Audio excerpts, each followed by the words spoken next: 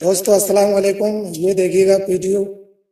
मौलाना साहब बता रहे हैं एक हिंदू स्वामी ने इस्लाम के जो निकाह है कितनी बेहतरीन बात कही है, और फिर मौलाना साहब आगे डिटेल से बताएंगे आप। चलिए वीडियो शुरू करते हैं। नाज़रीन इकराम अस्सलाम वालेकुम। ये वीडियो आपके पास ज़रूर पहुंचा होगा। इस वीडियो को हमारे मुसलमान भाई बहुत ज़्यादा शेयर कर रहे हैं। क्यों? क्योंकि वीडियो के अंदर नज़र आने वाला इंसान एक गैर मुस्लिम है। गैर मुस्लिम होते हुए ये इंसान इस्लाम के अंदर जो निकाह का तरीका है उसकी बड़ी तारीफ कर रहे हैं। हमारे बहुत सारे मुसलमान जानना चाहते हैं कि आखिर ये कौन इंसान है। तो इनका नाम है स्वामी ओमा अक के अक। स्वामी ओमा अक हिंदू धर्म से ये ताल्लुक रखते हैं। इनके अंदर अच्छी बात यह है कि किसी भी धर्म या किसी भी मजहब से नफरत नहीं करते हैं। लेकिन साथ ही साथ आपको यह जानना भी जरूरी है कि जिस तरह से इन्होंने इस वीडियो में इस्लाम के अंदर निकाह के बारे में सही बातें बताई हैं, अच्छी बात है। जरूरी नहीं है कि इनका हर वीडियो सही हो। इनके ऐसे बहुत सारे वीडियो हैं जहां इन्होंने बिल्कुल गलत जानकारियां भी दी हैं। कौन से वो वीडियो हैं वो मैं आपको वीडियो के बाद बताता हूं। पहले आइए, इनका एक बड़ा वीडियो है, उस वीडियो के अंदर से कुछ इनकी बातें सुन लीजिए। निकाह के बारे में बड़ी अच्छी बातें कही है, ये सुनिए। उसके बाद इन्होंने जो गलत जानकारियां दी है वो जरूर सुनिएगा, ताकि आप अंधे बन करके फॉलो न करें।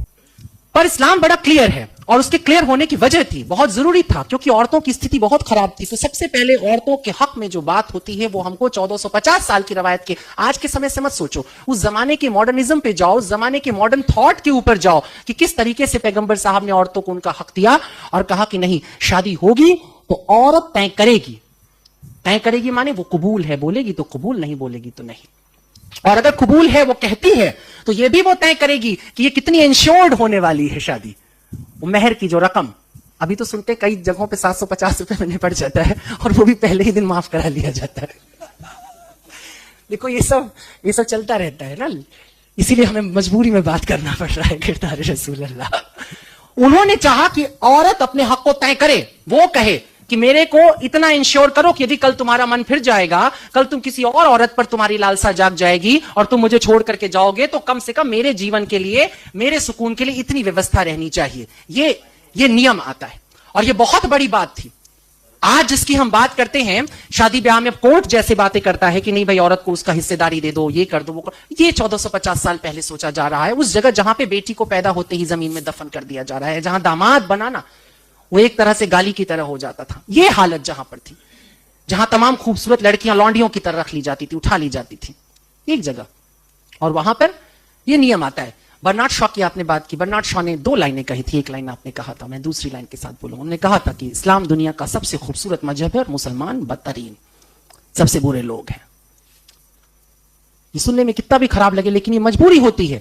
स्टेटस के साथ तुम्हें काउंट किया जाता है। तुम दावा करते हो कि तुम्हारे पास बेहतरीन सबसे बड़ा ज्ञान है, दुनिया का सबसे बड़ा ज्ञान तुम्हारे पास है, और अगर तुम उसके बाद जरा भी ओछी हरकत करते हो तो तुम सबसे पहले काउंट किए जाओगे, क्योंकि तुमने कलमा पढ़ा है। तुमने कहा है कि मैं नहीं मानूंगा किसी और को सिवाय अल्लाह के, मैं झुका रहूंगा उसकी बारगाह में, और जो झुका है अल्लाह की बारगाह में, उसके सामने जो सिजदे में पड़ा हुआ है, क्या तुम्हें लगता है कि वो इंसान कोई गुनाह करने निकलेगा, किसी का कत्ल करेगा, किसी को परेशान करेगा?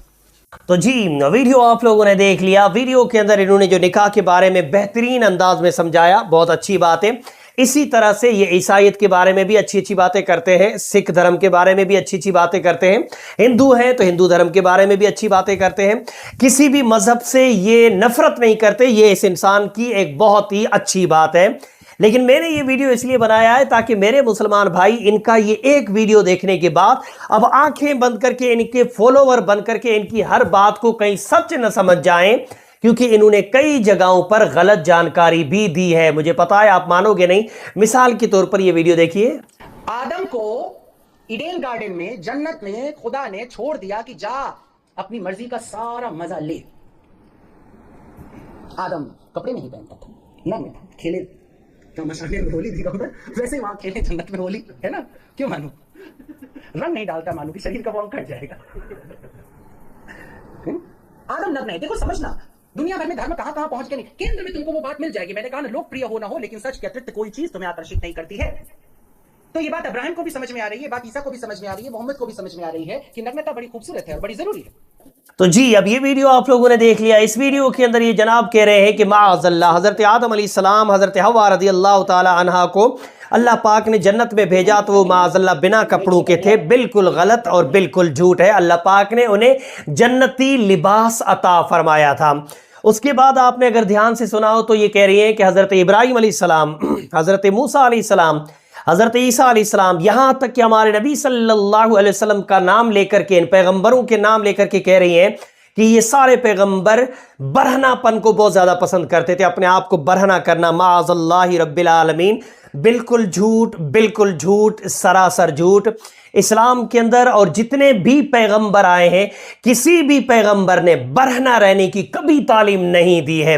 हर पैगंबर ने सतर को छुपाना फर्ज कहा है।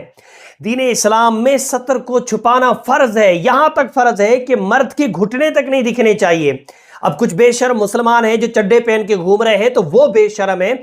शरीयत इस्लाम में तो इस हद तक बरहना न रहने का हुक्म दिया गया है कि इंसान के घुटने तक नजर नहीं आने चाहिए। ऊपर की शर्मगाह की तो बात ही अलग है। तो जरूरी नहीं है कि इनका एक वीडियो, एक कुछ बातें इनकी सही हो तो सारी बातें सही होंगी। जी नहीं। पहले जो इन्होंने निकाह के बारे में कहा, बिल्कुल हम तारीफ करते हैं, अच्छे अंदाज में समझाया।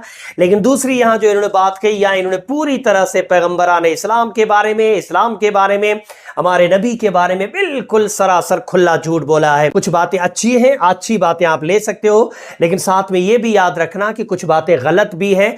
उन गलत बातों को इस्लाम मत समझ लेना। इसलिए ये वीडियो मैंने बनाया है। उम्मीद है आप तक पहुंच जाएगा, आप इनके दीवाने न हुए हो। उम्मीद है बोलने में, समझाने में कमी। दोस्तों, उम्मीद है आपको वीडियो ये अच्छी लगी होगी। ऐसे ही हर किसी पे विश्वास नहीं कर लेना चाहिए, क्योंकि हर अच्छी बात ले लेनी चाहिए और जो बुरी बात हो वो छोड़ देनी चाहिए, और हर किसी पे यूं ही विश्वास ना कर लेना चाहिए। मौलाना ने बहुत अच्छी बात बताई है। वीडियो अच्छा लगा हो तो लाइक करें, शेयर करें, सब्सक्राइब कर लें, और जो नए आए चैनल पर वो भी सब्सक्राइब कर लें। तब तक के लिए अस्सलाम वालेकुम।